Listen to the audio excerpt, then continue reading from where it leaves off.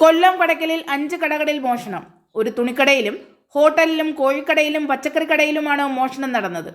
പിൻവശത്തെ ഭിത്തി കുത്തിത്തുരന്നാണ് മോഷണം നടന്നിരിക്കുന്നത്. AC-യുടെ ഹോളും കോഴിക്കടയുടെ പിൻവശത്തെ ഷീറ്റും മറ്റും കുത്തിത്തകർത്താണ് മോഷണം നടന്നത്.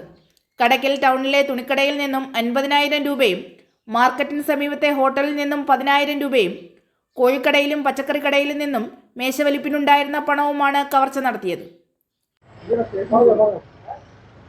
ഇന്നലെ രാത്രി കടയ്ക്കൽ ടൗണിൽ നമ്മളെ ഒൻപേ റോഡിന്റെ അവിടെ 3 കട, അകത്തളം ഹോട്ടല്, പിന്നെ അവിടെ ഒരു കോഴിക്കട, ഒരു വെജിറ്റബിൾ കട.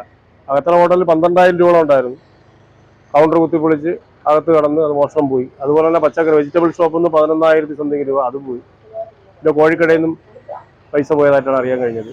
ഈ ഡ്രീംസ് ടെക്സ്റ്റൈൽസിൽ നിന്ന് രാവിലെ വന്ന് മുതലാളി തുറന്ന് കൗണ്ടർ നോക്കിയപ്പോഴാണ് അറിയുന്നത്. കാരണം പുറമേ ഒന്നും പൊളിച്ചിട്ടില്ല. അതിന്റെ പുറകെ സൈഡിൽ കൂടെ വന്ന് ACP പൊളിച്ച് ആ AC പൊളിച്ച് അകത്ത് അപ്സ്റ്റെയർ വഴി ഇറങ്ങി വന്നാണ് കൗണ്ടറിൽ 50,000 രൂപയോളം പൈസ ക്യാഷ് ഉണ്ടായിരുന്നു. അതും കവർന്നെടുത്തിട്ട് പോയി. ഇതിനു മുമ്പും മോഷണ സമയം വ്യാപകമായി മോഷണം നടന്നുകൊണ്ടിരിക്കുകയാണ്. ഓണക്കാലമായി വ്യാപാരികളെ ഇത്തരം ബുദ്ധിമുട്ടുകൾ നേരിട്ടുകൊണ്ടിരിക്കുകയാണ്. കാരണം കടയ്ക്കൽ ടൗണിൽ ഇന്നലെ 4 കടകളിലാണ് കയറിയിട്ടുള്ളത്. ഇതിനു മുമ്പ് പള്ളിമുക്ക് കടയിൽ കയറിയിട്ടുണ്ട്. അതാണ്.